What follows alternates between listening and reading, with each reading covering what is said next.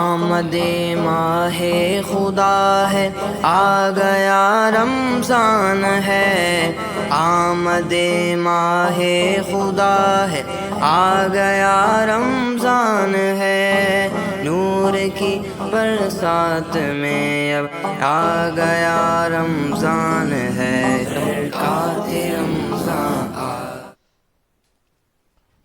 الصلاۃ والسلام علیک یا رسول اللہ وعلی آلک و صحابک یا نبی اللہ۔ معزز ناظرین اکرام، السلام علیکم ورحمۃ اللہ وبرکاتہ۔ آپ دیکھ رہے ہیں برکات رمضان کی ٹرانسمیشن۔ آج کا یہ پروگرام 8واں پروگرام ہے جو کہ برکاتی اسلامک اسٹوڈیو پر لائیو نشر کیا جاتا ہے۔ ناظرین اکرام، الحمدللہ اللہ تبارک و تعالیٰ کا لاکھ لاکھ احسان ہے، بے پناہ بے حد شکر گزار ہوں۔ میں بھی اور آپ کو بھی شکر گزار ہونا چاہیے، کیونکہ اللہ تبارک و تعالیٰ نے یہ ایک نعمت عظمیٰ ہمیں عطا کی۔ لیکن اگر سوچیں کہ یہ نعمت ہمیں کس کی وجہ سے ملی، ہر کام کسی نہ کسی کی وجہ سے ہی ہوتا ہے، تو ذرا سوچیں، تھوڑا سا غور کریں تو وہ ذات، وہ ہستی کون ہے؟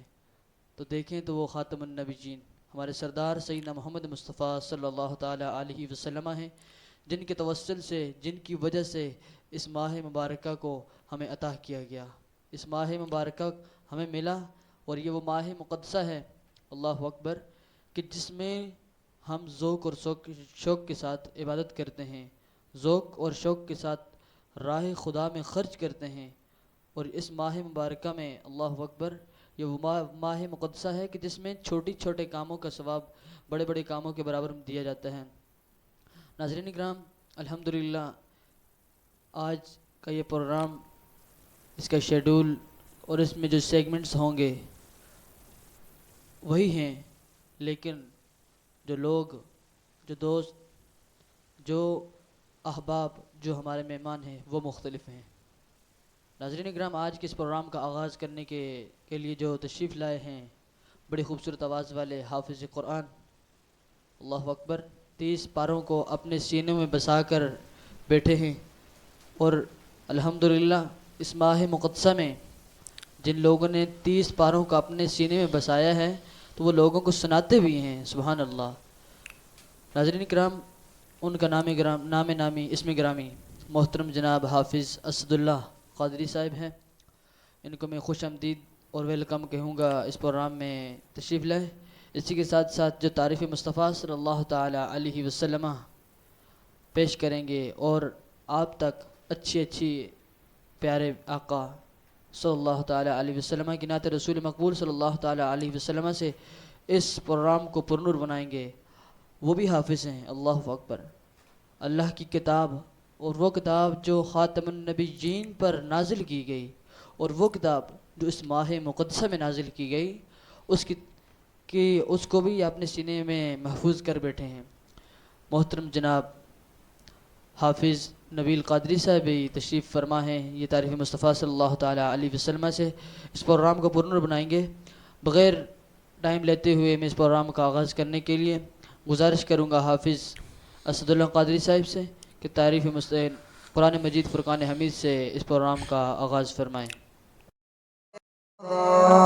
برکات رمضان، برکات رمضان۔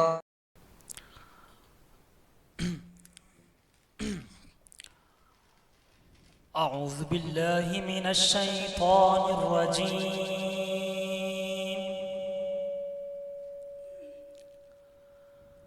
بسم الله الرحمن الرحيم،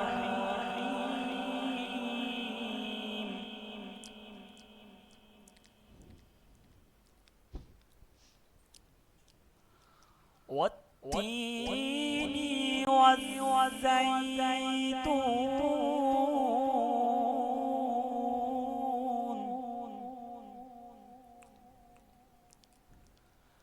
وطور سينين وهذا البلد الأمين۔ اللہ، سبحان اللہ۔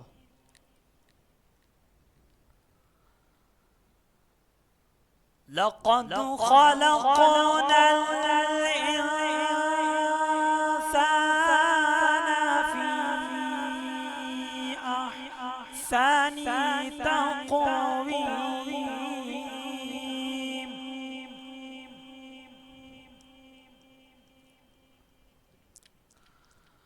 والتين والزيتون وطور سينين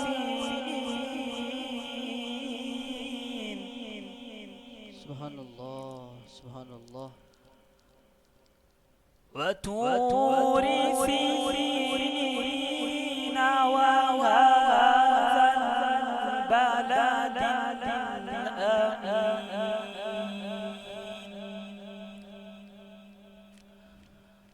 لقد خلقنا الإنسان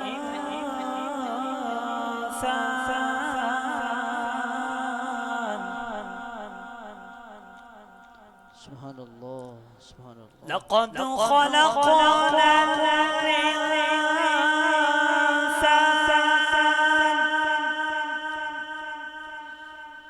لقد خلقنا الإنسان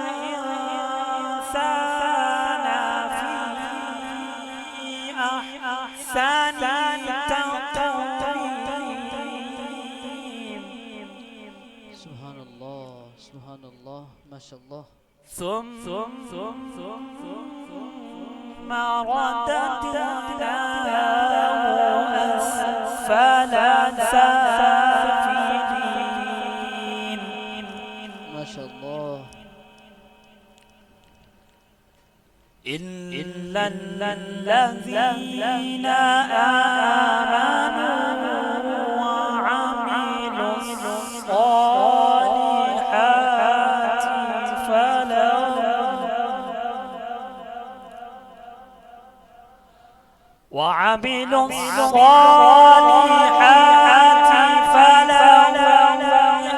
أجر غير ممنون سبحان الله سبحان الله فما كذبك بعض بالدين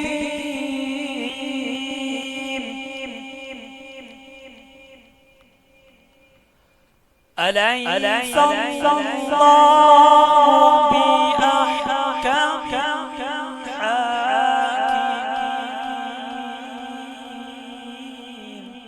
سبحان الله سبحان الله فما يكذبك بعد بالدين سبحان الله سبحان الله أليس الله بأحكم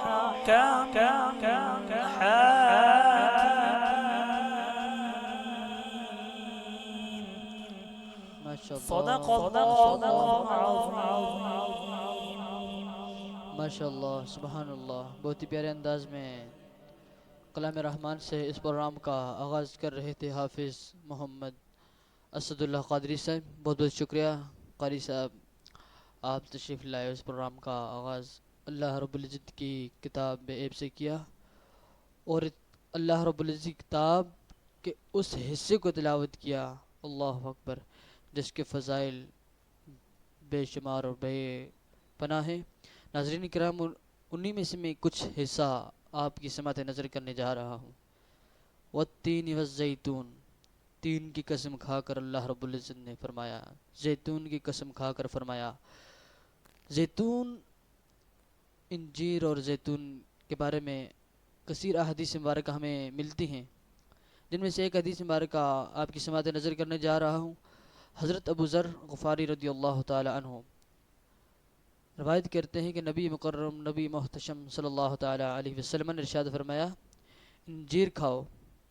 اگر میں کہوں کہ یہ وہ پھل ہے جو کہ جنت سے نازل ہوا, اللہ اکبر سبحان اللہ, اگر میں کہوں کہ یہ وہ پھل ہے جو جنت سے نازل ہوا ہے تو کہہ سکتا ہوں, کیونکہ جنت کے پھل وہ ہیں جن میں گٹلی نہیں ہوتی, اللہ اکبر.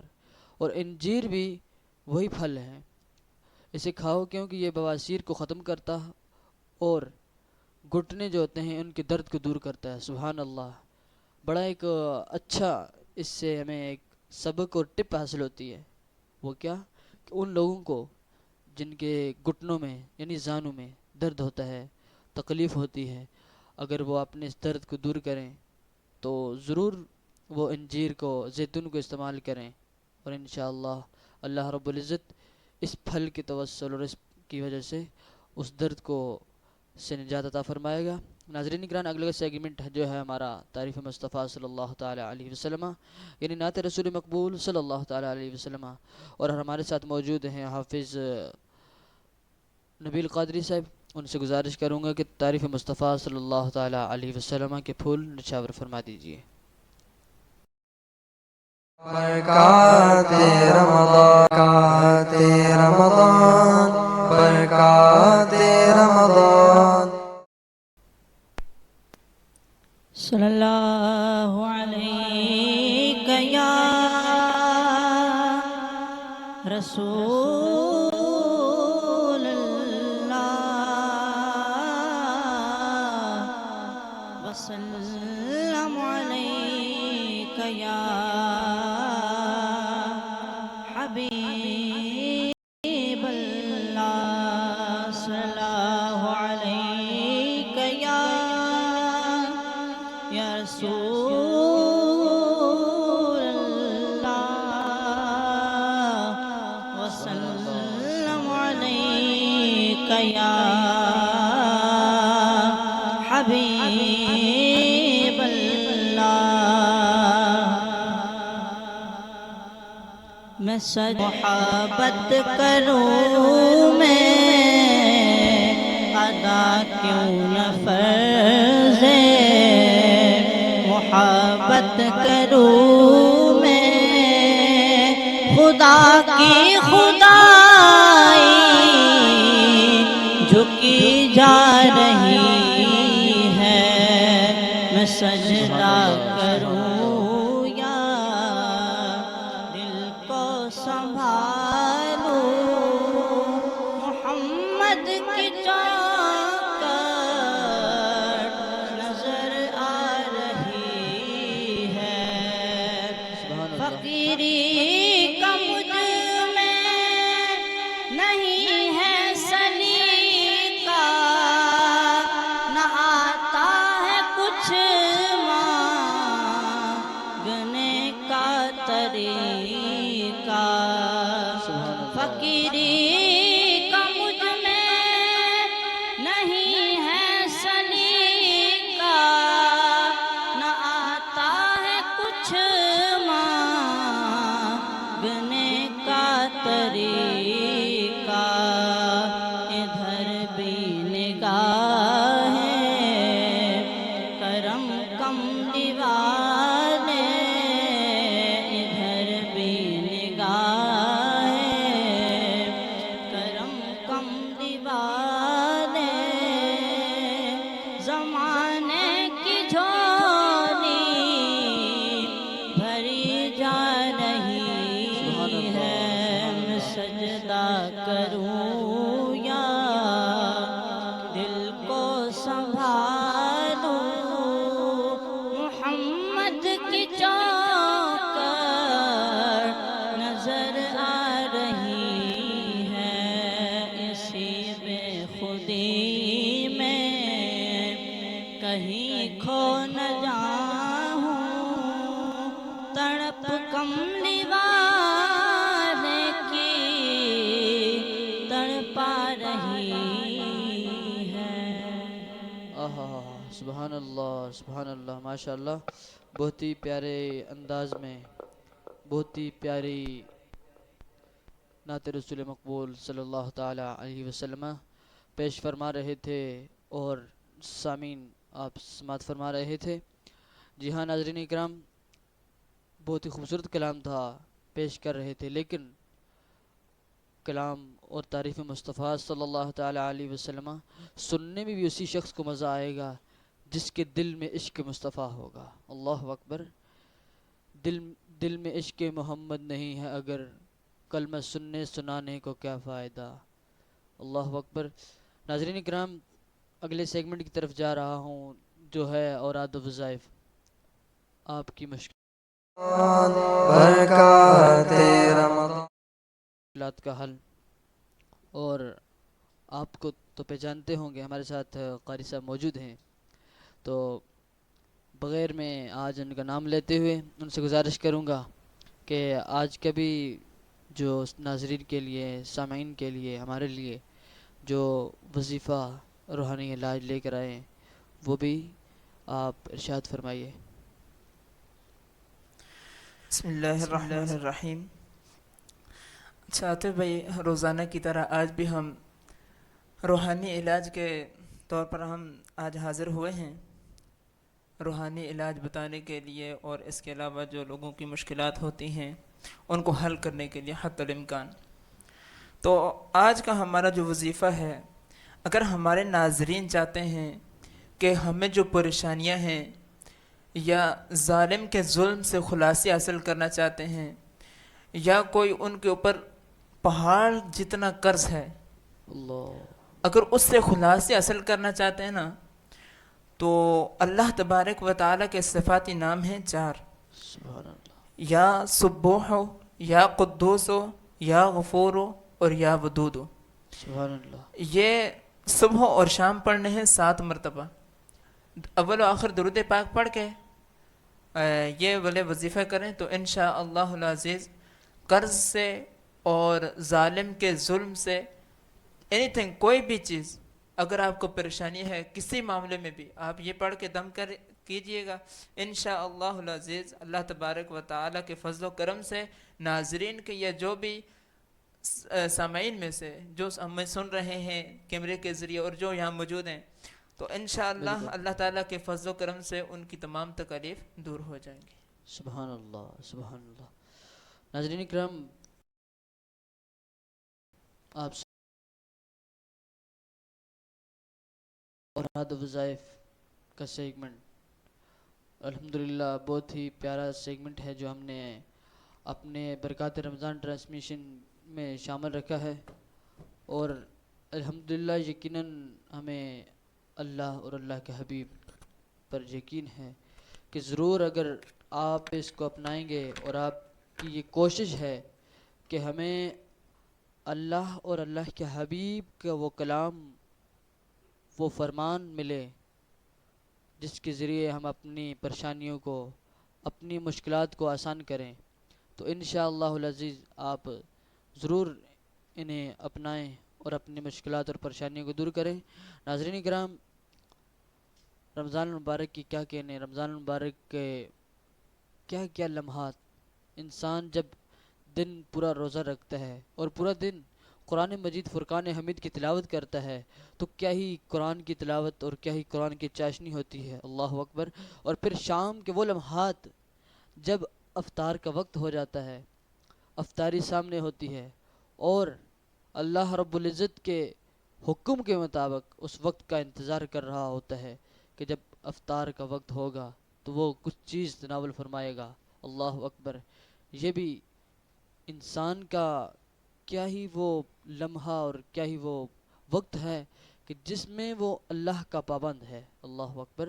اس وقت کا انتظار کرتا ہے، جب تک وہ وقت نہیں آ جاتا اب تک وہ کھاتا نہیں ہے، اب تک وہ پیتا نہیں ہے۔ ناظرین اکرام، اللہ نے بھی کتنا ہی پیارا یہ وقت ہمیں عطا کیا، اور جس نبی کے وسیلے سے عطا کیا، تو ان کا کیوں نہ ہم شکر ادا کریں، ان کی کیوں نہ ہم تعریف بیان کریں، ان کی کیوں نہ ہم مدح سراہی کریں، اللہ اکبر۔ اسی کی مناسبت سے میں ایک اور نعت رسول مقبول صلی اللہ تعالیٰ علیہ وسلم شامل کرنا چاہوں گا، اور ہمارے ساتھ موجود ہیں ننھے منھے ایک اور نعت خواں، اور الحمدللہ اس سال انہوں نے قرآن مجید فرقان حمید کو اپنے سینے میں بسایا، اور ان سے میں گزارش کروں گا حافظ محمد سہیل قادری صاحب سے کہ تعریف مصطفیٰ صلی اللہ تعالیٰ علیہ وسلم سے اس پروگرام کو پرنور بنائیں۔ صلی اللہ علیہ یا رسول اللہ وسلم علیہ یا حبیب اللہ۔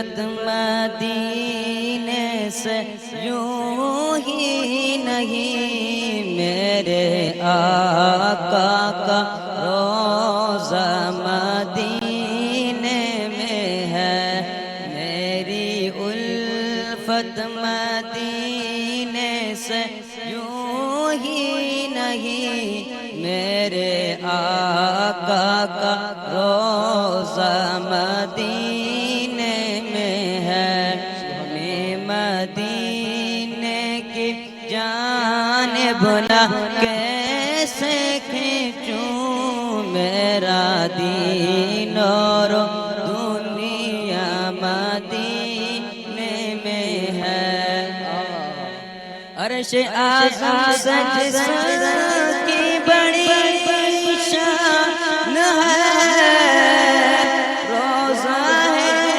مصطفیٰ جس کی پہچان ہے، روضہ ہے مصطفیٰ جس کی پہچان ہے، جس کا ہم پلہ کوئی محلہ نہیں، جس کا ہم پلہ کوئی محلہ نہیں، ایک ایسا محلہ مدینے میں ہے، میں مدینے کی جانب نہ کیسے کھینچوں میرا دین اور دنیا مدینے میں ہے، پھر مجھے موت کا کوئی خطرہ نہ ہو، موت تو کیا زندگی کی بھی پرواہ نہ ہو، موت تو کیا زندگی کی بھی پرواہ نہ ہو، کاش سرکار ایک بار مجھ سے کہے، کاش سرکار ایک بار مجھ سے کہے، اب تیرا جینا مرنا مدینے میں ہے، میں مدینے کی جانب نہ کیسے کھینچوں میرا دین اور دنیا مدینے میں ہے، سرور دو جہاں سے دعا ہے میری، آئے گی چشمے تر التجا ہے میری، آئے گی چشمے تر التجا ہے میری، ان کی فہرست میں میرا بھی نام ہو، ان کی فہرست میں میرا بھی نام ہو، جن کا روزانہ جانا مدینے میں ہے، جن کا روزانہ جانا مدینے میں ہے، میری الفت مدینے سے یوں ہی نہیں، میرے آقا کا روضہ مدینے میں ہے، میں مدینے کی جانب نہ کیسے کھینچوں میرا دین اور دنیا مدینے میں ہے۔ سبحان اللہ، بہت ہی پیارے انداز میں تعریف مصطفیٰ صلی اللہ تعالی علیہ وسلم سے ہمارے قلوب و اذہان اور سامعین ناظرین کے قلوب و اذہان کو منور و معطر فرما رہے تھے۔ ناظرین اکرام، الحمدللہ اللہ رب العزت کا شکر گزار ہوں، اور ان لمحات، ان پروقار اوقات میں اللہ نے ہمیں یہ موقع عطا فرمایا کہ ہم آپ تک اچھے اچھے پیغام اور اچھی اچھی باتیں پہنچانے کی کوشش کر رہے ہیں۔ ناظرین اکرام، آج کا جو ہم نے موضوع چوائز کیا ہے اور آج کے بالخصوص جو ہمارے مہمان خصوصی ہیں، سب سے پہلے تو ان کا میں آپ کو کچھ تعارف اور انٹروڈکشن اس طرح سے کرواؤں کہ الحمدللہ میرے خیال سے ابھی وہ تعلیم عالم کا کورس کر رہے ہیں اور انہوں نے ہمیں وقت عنایت کیا۔ محترم جناب علامہ معاذ قادری صاحب، السلام علیکم ورحمۃ اللہ وبرکاتہ۔ علامہ صاحب بہت بہت شکریہ، آپ تشریف لائے، آپ نے اپنے وقت میں سے کچھ وقت ہمیں عطا کیا۔ ناظرین کرام، آج کا جو ہم نے موضوع چوائز کیا ہے وہ ہے عقیدہ ختم نبوت۔ اللہ اکبر، بہت ہی اچھا موضوع اور بہت ہی عمدہ موضوع، ہر انسان کے لیے اس موضوع کے علم ہونا رمضان برکات رمضان، کچھ جو ایسی باتیں ہیں جن کا ضروری ہے، اور الحمدللہ علامہ صاحب بہت اچھے گفتگو کرنے والے بھی ہیں اور شاعری پر بہت عبور حاصل ہیں۔ میرے ایک دوست کہتے تھے کہ ان کے ہی بارے میں کہ ان کا تعلق اعلیٰ حضرت سے جا کر ملتا ہے، تو انشاءاللہ میں ان سے یہ بھی ایک ریکویسٹ کروں گا کہ ہمارے ناظرین کو اس حوالے سے بھی بتائیے گا۔ تو اسی طرح اس موضوع پر بھی انشاءاللہ یہ گفتگو کریں گے، تو میں ان سے گزارش کروں گا کہ اس موضوع پر کچھ اپنے تعارف بھی ناظرین کو بتائیے اور پھر اس موضوع کی طرف جائیے گا۔ سب سے پہلے تو میں آپ کو مبارکباد پیش کرتا ہوں اس شکریہ زبردست اور بہت۔ شاندار ٹرانسمیشن کے انعقاد پر، اور جہاں تک تعلق ہے اعلیٰ حضرت سے نسبت کا، تو ہمارے استاد صاحب علامہ رضوان نقشبندی صاحب یہ فرمایا کرتے ہیں کہ اس سے بڑا احمق کون ہوگا جو اپنے نسب پر اور اپنے اساتذہ پہ فخر کر رہا ہے، کیونکہ فخر تو اپنی اولاد پر یا شاگردوں پہ کرنا چاہیے، کیونکہ آپ کا کمال تو اس میں ہوگا کہ آپ کی اولاد اور آپ کے شاگرد بہت اچھے ہوں۔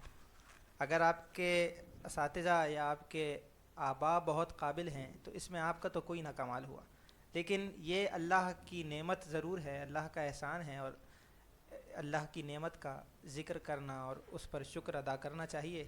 تو میں مختصراً عرض کر دیتا ہوں کہ ہمارے دادا مرحوم جو تھے شہید اللہ خان صاحب مرحوم، وہ سید اعلیٰ حضرت رحمۃ اللہ علیہ کے سگے نواسے تھے، یعنی سبحان میری اللہ۔ والد کی جو دادی تھیں وہ سید اعلیٰ حضرت کی صاحبزادی تھیں، تو اس اعتبار سے مجھے اعلیٰ حضرت سے کچھ نسبت تو ہے، اور میں چاہوں گا کہ آپ احباب دعا فرمائیں کہ مجھے اس نسبت کا حق ادا کرنے کی بھی توفیق ملے، کیونکہ آمین۔ جتنی اعلیٰ نسبت ہو اتنی زیادہ ذمہ داری بھی پڑ جاتی ہے۔ بالکل، شکریہ، بہت بہت شکریہ۔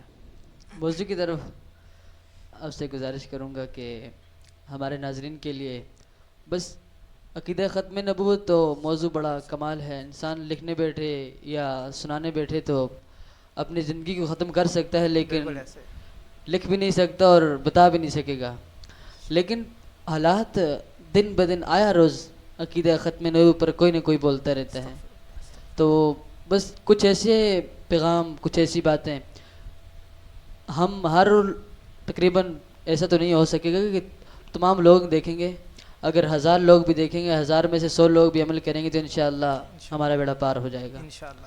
تو اسی حوالے سے ارشاد فرمائیے گا۔ بسم اللہ الرحمن الرحیم، ان اللہ و ملائکتہ یصلون علی النبی یا ایھا الذین آمنوا صلوا علیہ وسلموا تسلیما، صلی اللہ علی النبی الامی وآلہ صلی اللہ علیہ وسلم، الصلاۃ والسلام علیک یا رسول اللہ وعلی آلک واصحابک یا حبیب اللہ۔ فتح باب نبوت پہ بے حد درود، ختم دور رسالت پہ لاکھوں سلام۔ علماء فرماتے ہیں کہ ختم نبوت کا جو عقیدہ ہے، عقیدہ ختم نبوت، یہ اسلام کی اساس ہے، اسلام کی بنیاد ہی اس عقیدے پر کھڑی ہوئی ہے، بالکل، اور کوئی معاذ اللہ ثم معاذ اللہ اس عقیدے میں کمزوری کا اظہار کرتا ہے، ہلکا سا بھی اس عقیدے میں اگر ڈھیل ہے تو یہ یاد رکھیں کہ اللہ تعالیٰ کی توحید کے بعد اگر اسلام کا کوئی دوسرا بنیادی عقیدہ ہے تو وہ یہی ہے کہ رسول اللہ صلی اللہ علیہ وسلم پر نبوت ختم ہو گئی۔ اللہ، اگر کوئی معاذ اللہ توحید کا تو اقرار کرتا ہے لیکن ختم نبوت سے ڈھیل دکھاتا ہے تو پھر اس کا بچنا ناممکن سی بات ہے۔ اور اسلام میں کوئی بھی عقیدہ نظریہ ثابت کرنے کے یا کوئی بھی مسئلہ ثابت کرنے کے 4 ذرائع ہیں: قرآن، حدیث، اجماع اور قیاس۔ سبحان قیاس کی طرف تو اس وقت جائیں گے جب باقی 3 جگہ سے آپ کو کوئی دلیل، کوئی پروف نہ ملے، بالکل، تو پھر ہم قیاس کی طرف چلے جاتے ہیں۔ بالکل، تو بنیادی طور پہ جو ذریعے مسائل اخذ کرنے کے یا عقائد اخذ کرنے کے رہ گئے وہ 3 رہ گئے: قرآن، حدیث اور اجماع۔ اور عقیدہ ختم نبوت ان مسائل میں سے ہے جو کہ قرآن سے بھی ثابت ہے، حدیث سے بھی ثابت ہے اور اجماع سے بھی ثابت ہے۔ تو جو عقیدہ ختم نبوت کا انکار کرے گا وہ قرآن کا بھی منکر ہو جائے گا، وہ احادیث کا بھی انکار کرنے والا ہوگا، اور وہ اجماع امت سے بھی منحرف ہو جائے گا۔ اللہ، تو آج کل جو ایک ٹرینڈ پھیلا ہوا ہے کہ میں کون ہوتا ہوں کسی کو کافر کہنے والا، تو یاد رکھیے کہ اگر ہم کسی کو کافر بنانے والے کوئی نہیں ہوتے معاذ اللہ، لیکن کوئی معاذ اللہ کافر ہو جائے، خود سے کفر کا ارتکاب معاذ اللہ کر بیٹھے، تو اب اس کو کافر نہ بولا جائے گا تو کیا بولا جائے گا؟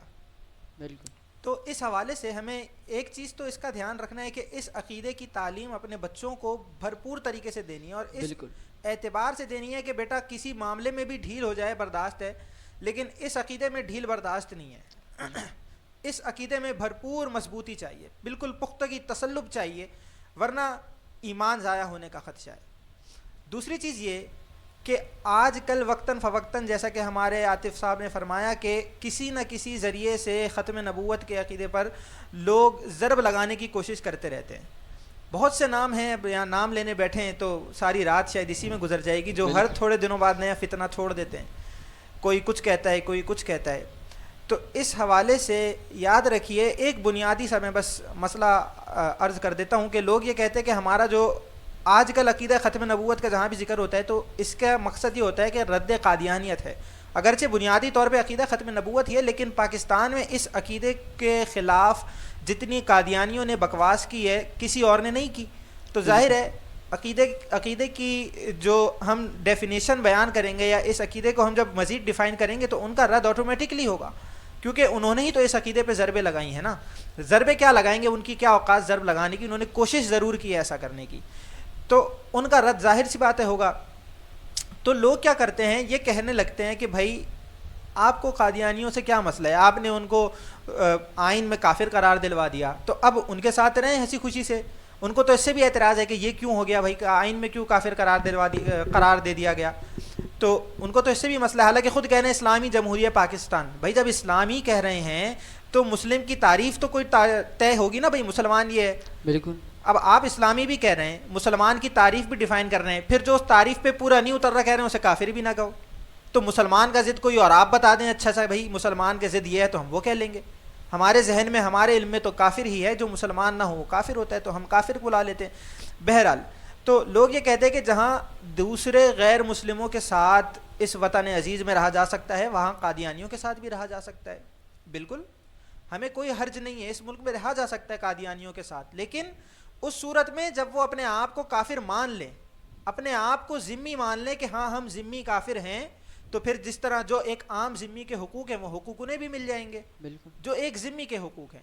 لیکن اگر وہ یہ چاہتے ہیں کہ ہمیں ایک مومن مسلمان کے حقوق مل جائیں، تو حضرت معذرت ہمارے دل میں اتنی وسعت نہیں ہے کہ کوئی ہمارے نبی کے حق پہ ڈاکہ ڈالے۔ ختم نبوت رسول اللہ صلی اللہ علیہ وسلم کا حق ہے، ہم اپنا تو 10 روپیہ بھی کسی پہ نہیں چھوڑتے، اور اپنے نبی کے جہاں حق کی بات ہے وہاں کہہ رہے ہیں کہ ہم ان کے اس حق پہ ڈاکہ ڈالنے والوں کے ساتھ رہ لیں، تو ایسا نہیں ہو سکتا۔ وہ عقیدہ ختم نبوت کا انکار کرتے ہیں، وہ کافر ہیں، وہ یہ بات تسلیم کر لیں، ہمارے ملک میں رہیں، ہمارے ملک میں ہزاروں جانور اور رہتے ہیں، آپ بھی رہ لیں، کیا فرق پڑتا ہے۔ لیکن اگر آپ عقیدہ ختم نبوت کا انکار کر کے خود کو مسلمان کہیں اور پھر یہ چاہیں کہ اس ملک میں آپ رہیں، تو یاد رکھیے میں اسلامی پیرائے سے تو بات کروں گا تو یہ کہا جائے گا کہ مولویت کے رنگ میں بات ہو رہی ہے، مولویوں کا کام یہی ہے۔ میں دنیاوی اعتبار سے بھی بات کروں تو کسی بھی ملک میں رہنے کے لیے ایک ہی شرط ہوتی ہے کہ اس ملک کا آئین دل و جان سے تسلیم کر لیا جائے۔ بالکل، بہت ملک اچھی کی بات، صرف یہی شرط ہے۔ بالکل، اور وزیر اعظم ملک کا اسی آئین پہ حلف اٹھاتا ہے، ملک کا صدر اسی آئین پہ حلف اٹھاتا ہے۔ تو ہمارے ملک کا آئین دنیاوی اعتبار سے بھی یہی کہتا ہے کہ آپ دین اسلام سے خارج ہیں، تو آپ خود کو پاکستانی کہتے ہیں اور پاکستان میں حق مانتے ہیں، تو ہمارا آئین مان لیں، ہم آپ قبول ہیں۔ بالکل۔ اور بس اس حوالے سے آپ کچھ مزید ایڈ کرنا چاہیں تو۔ بہت بہت شکریہ، آپ نے بہت اچھی گفتگو کی. ختم نبوت تو بڑا ایک اچھا موضوع ہے. اس پر کیا بلکہ اللہ تعالیٰ نے کیا فرمایا ہے کہ ما کان محمد نبا احد من رجالکم ولکن رسول اللہ و خاتم النبیین. اللہ رب العزت نے جب حضور کو ختم نبوت خاتم النبیین بنایا ہیں، وہ آخری نبی ہیں، تو پھر کون کس کی کیا اوقات اور اس کی ایک ہونی ہی نہیں چاہیے. جو قرآن سے نہ آشنا ہیں، قرآن کو سمجھ نہیں سکے، قرآن کی تعلیم نہیں حاصل کر سکے، تو پھر وہ یہی بولتے رہیں گے. ناظرین کرام، میں بھی یہی کہوں گا، اور علامہ صاحب نے بھی ایک جملہ ایڈ کیا کہ اپنے بچوں کو پہلے تو اپنے بچوں کو دین سے وابستہ رکھیں. اگر دین سے وابستہ نہیں رکھ سکتے تو اپنی فیملی میں ایک بندے کو راہ دین میں یا دین کی تعلیم سے آراستہ کریں جو آپ کو بچایا رکھے، اور انشاءاللہ وہی بندہ آپ کی آخرت میں بھی کام آئے گا. کیا خیال ہے علامہ صاحب؟ بالکل ایسے. یہ دیکھیں، علم دین تو ایک ایسا خزانہ ہے جو کہ ہر باپ کو چاہیے، ہر والد چاہتا ہے کہ اپنے بچے کے لیے جائیداد چھوڑ کے جائے، مال چھوڑ کے جائے، گھر بنگلے چھوڑ کے جائے. تو یاد رکھیے یہ وہ خزانہ ہے جو دنیا میں ہی رہ جائے گا، لیکن علم دین وہ خزانہ ہے جو بندہ آخرت میں اپنے ساتھ لے کے اٹھے گا. بالکل. اور نہ صرف آخرت میں کام آئے گا بلکہ دنیا میں بھی کام آئے گا. آج کل یہ دیکھا جاتا ہے کہ کسی کے گھر اللہ نہ کرے فوتگی ہو جائے تو بچے جنازے میں بھی دائیں بائیں دیکھ رہے ہوتے ہیں کہ بھائی کیا ہو رہا ہے، ساتھ والے کیسے نماز پڑھ رہے ہیں، ویسی نماز پڑھ رہے ہیں. اولاد، حالانکہ جنازہ اس کا حق ہے، اس کے اوپر ضروری تھا کہ جنازہ پڑھاتا. اب وہ تو نااہل اتنا ہے معذرت کے ساتھ کہ وہ جنازہ پڑھا نہیں سکتا، تو وہ اس لیے مسجد کے علماء سے، ائمہ سے خدمت لیتا ہے کہ آپ جنازہ پڑھائیں. وگرنہ اصل حق تو شریعت کے اعتبار سے جنازے کا پہلا حق تو اولاد کو ہی دیا گیا نا، کہ اولاد جنازہ پڑھائے. اور یہی وجہ ہے کہ امام اگر جنازہ پڑھاتا بھی ہے تو پہلے اولاد سے اجازت لیتا ہے. بھائی وہ امام 5 نمازیں اور بھی تو پڑھا رہے، کسی سے اجازت نہیں لیتا، لیکن جنازے میں وہ پیچھے پوچھتا ہے کہ حضرت مجھے اجازت ہے جنازہ پڑھانے کی. اولاد کہتی ہے بالکل پڑھائیں. تو یہ تو ایک بہت بنیادی مسئلہ ہے. ہم اس کے علاوہ دیکھیں زندگی کے تمام مسئلے جتنے بھی ہیں، شادیاں ہوتی ہیں تو تمام تر خرافات ہو رہی ہیں. کیوں ہو رہی ہیں؟ کیونکہ گھر میں عالم دین نہیں ہے، کسی نے گائیڈ ہی نہیں کیا. اور بہت محتاط اندازے سے بتا رہا ہوں، بہت ہی زیادہ محتاط اندازے سے، کہ ہمارے ملک میں 20 سے 25% لوگ وہ ہوں گے جن کے نکاح ختم ہوئے ہیں اور انہیں پتہ بھی نہیں ہے. بالکل ایسا ہی ہے. اپنی بیویوں کے ساتھ رہ رہے ہیں، ازدواجی تعلقات قائم کر رہے ہیں، حرام کے مرتکب ہو رہے ہیں. سخت کتنا بڑا حرام ہے، اس سے بڑا تو بالکل گناہ کبیرہ ہے، جس کی مطلب حرمت قرآن میں بھی آ گئی، حدیث میں بھی آ گئی، جس پہ حد نافذ ہو رہی ہے جس گناہ میں. لیکن پتہ نہیں ہے لوگ رہ رہے ہیں. کیوں رہ رہے ہیں؟ کیونکہ گھر میں کوئی عالم دین نہیں تھا. اور باہر تو علماء سے شرم بہت آتی ہے نا پوچھنے سے، مطلب سب سے کر لیں گے، دوست یاروں میں بیٹھ کے تو ہر قسم کا بیہودہ بات، ہر فحش بات ہو جائے گی، لیکن دینی مسئلہ مسجد کے امام سے پوچھتے ہوئے تو شرم آتی ہے، ائمہ سے، علماء سے پوچھتے ہوئے تو شرم آتی ہے، اور گھر میں کوئی عالم دین ہے نہیں جس سے پوچھیں. تو کیا کریں گے؟ پھر ساری زندگی گناہ میں مبتلا ہوتے ہیں، گناہ کرتے رہتے ہیں. اتنا نہیں پتہ ہوتا، لوگ حج کر کے آ جاتے ہیں، 85 دم ان پہ واجب ہو جاتے ہیں. بھائی کیوں ہو گئے؟ کسی عالم سے نہیں سیکھا تھا. بلکہ بہت سے لوگ تو ایسے ہیں جو کہ شاید ساری زندگی ناپاک ہی رہتے ہوں، انہیں پاکی کے بھی مسائل نہیں آتے. بالکل. میں خود بہت سے لوگوں کو جانتا ہوں جنہیں میں نے ایسی، کیونکہ میں دنیاوی تعلیمی اداروں سے بھی وابستہ رہا ہوں، تو میں نے خود بہت سے لوگوں سے پوچھ کے ٹیسٹ کیا کہ بھائی غسل کے فرائض کیا ہیں یا وضو کے فرائض کیا ہیں، تو بہت سے کو وہ بھی نہیں پتہ تھے. تو ہم اچھا گمان کر سکتے ہیں کہ وہ پاک ہو گئے ہوں، لیکن ایک انٹلیکچولی دیکھا جائے تو جب پتہ ہی نہیں ہے کہ کیا غسل کے فرائض ہیں تو آپ کیسے غسل کریں گے؟ تو غسل نہیں کر رہے، مسجد میں آ رہے ہیں، مسجد میں آنا گناہ، قرآن کی تلاوت اگر کر رہے ہیں تو وہ گناہ، وہ بنیادی مسائل پتہ نہیں ہے. داڑیاں سفید ہو جاتی ہیں لوگ. بلکہ میں خود ایک واقعہ، مجھے ہمارے ہم لوگ یہاں پہ اعتکاف میں لوگوں کو جب وضو سکھایا تو ایک صاحب نے یہاں سے سیکھ کے، پھر لوگوں کو ہم نے منع کیا تھا کہ آپ کسی اور کو مت سکھائیے گا جا کے، کیونکہ ابھی آپ نے بس 10 دن میں کتنا ہی سیکھ لیں گے. لیکن وہ ایک صاحب نے جا کے، ایک بزرگ بیٹھے ہوئے بلال مسجد میں ہمارے وضو کر رہے تھے، تو وہ ایسے ہاتھ گیلا کر کے یوں پانی وضو میں ایسے لگا رہے تھے، یوں ہاتھ گیلا کر کے ہاتھ دھونے کے لیے ایسے ایسے پانی، اور پھر ایسے ایسے ڈال رہے تھے. تو ہمارے ساتھی جو تھے معتکف، انہوں نے کہا کہ چاچا ایسے وضو نہیں ہوتا. اب ان کی تو عمر گزر گئی ہوگی نا نماز پڑھتے ہوئے، بٹ وہ تو چاچا تھے تو وہ اس بات پہ بھڑک بھی گئے کہ بھائی آپ کون ہوتے ہیں، ہماری داڑیاں سفید ہو گئی نماز پڑھتے پڑھتے. تو یہ جملہ مجھے بڑا پسند آیا تھا کہ لوگوں کی داڑیاں سفید ہو جاتی ہیں اور انہیں وضو کرنا بھی نہیں آتا. تو اگر آپ گھر میں ایک عالم دین رکھیں گے، ایک عالم دین کسی کو بنائیں گے، تو پھر وہ آپ کی نمازیں بھی درست کروائے گا، وہ آپ کے روزے بھی درست کروائے گا. پھر آپ کے گھر میں ایسا نہیں ہوگا کہ فجر کی اذان ہو رہی ہے اور آپ پانی پی رہے ہیں. پھر اس عالم دین کو مسئلہ پتہ ہوگا کیا. پھر ایسا نہیں ہوگا آپ کے یہاں کہ لوگ جو ہے وہ جماعت کھڑی ہو گئی ہے اور آرام سے گھر سے اٹھ کے جا رہے ہیں، وہ پھر شرعی مسئلہ آپ کو بتائے گا کہ بھئی شرعی مسئلہ کیا ہے. پھر شادیوں میں ساری رات جاگ کے ڈھولکیاں نہیں ہوں گی، پھر حضور کا میلاد ہوگا، بالکل عالم دین ہوگا تو وہ بتائے گا نا کہ بھئی شادی کیا ہے. شادی کیسے ہوتی ہے. پھر گھر میں طلاقیں نہیں بڑھیں گی، علماء اس میں بھی بڑا کردار ادا کرتے ہیں، یہ بات بھی بہت نکاح جوڑنے کا کام کرتے ہیں. اور سب سے بڑی بات یہ کہ جو ہمارا آج کا موضوع ہے کہ کسی شخص کے بھی پھر خاندان میں دل میں عقیدہ ختم نبوت کو لے کے بھی کسی قسم کا وسوسہ نہیں آئے گا، کیونکہ اسے پتہ ہے کہ بھئی میرا چاچا عالم ہے، میرا تایا، میرا ماموں، میرا کزن، میرا بھائی عالم دین ہے، میں اس سے جا کے پوچھ سکتا ہوں. اور علماء کو بھی اس حوالے سے چاہیے کہ آج کل کیونکہ نوجوانوں کو بڑی میٹھی گولی دی جا رہی ہے اور بڑے میٹھا بن کے جو ہے نا وہ کفر کے عقائد پھیلائے جا رہے ہیں، تو جب لوگ آتے ہیں تو بعض علماء کو یہ دیکھا گیا ہے مطلب جھڑک دیا جاتا ہے کہ بھائی یہ کیا بات کر رہے ہو، یہ کس سے سیکھ کے آئے ہو. تو آج کل کا جو نوجوان ہے اگر اس کو جھڑک دیا گیا تو پھر معاملات کچھ کے کچھ ہو سکتے ہیں. تو بہتر یہ ہے کہ کوئی اس قسم کی بات لے کے آئے تو اس کو بھی پیار محبت سے سمجھائیں، کیونکہ آج کل کے نوجوان پھر ہاتھ سے نکل جاتے ہیں. اور اس کے بارے میں تو اقبال نے بڑا پیارا شعر بھی فرمایا نا. اقبال کہتے ہیں لا نبی بادی ز احسان خداست پردہ ناموس دین مصطفیٰست، یعنی حضور کا جو ارشاد ہے لا نبی بادی یہ اللہ کا احسان ہے اس امت پر، اور دین ناموس مصطفیٰ، ناموس دین مصطفیٰ اس ہی فرمان پر ہے. پھر فرماتے ہیں قوم را سرمایہ قوت ازو، اس قوم کی جو قوت ہے وہ حضور کے اسی فرمان سے ہے. اور جو آخری بات جو میں لانا چاہ رہا تھا وہ یہ کہ حفظ سر وحدت ملت ازو، کہ ملت اگر کسی نعرے کے تحت جمع ہے تو وہ یہ نعرہ ہے لا نبی آبادی. تو جب اس نعرے کے تحت ملت جمع ہے تو ہمیں چاہیے کہ کوئی اگر اس میں تذبذب کا شکار ہو کے ہمارے پاس آتا ہے کہ بھائی ہم ان کو غیر مسلم کہنے والے کون ہوتے ہیں یا وغیرہ وغیرہ کسی بھی حوالے سے، تو ہم اس شعر کو مد نظر رکھیں کہ قوم را سرمایہ قوت ازو حفظ سر وحدت ملت ازو، اور اس کو اپنے ساتھ جوڑیں تو انشاءاللہ ہمارا کام بھی پھیلے گا اور لوگوں کا عقیدہ بھی اس حوالے سے مضبوط ہوگا. ماشاءاللہ بہت ہی اچھی گفتگو بھی آپ نے فرمائی.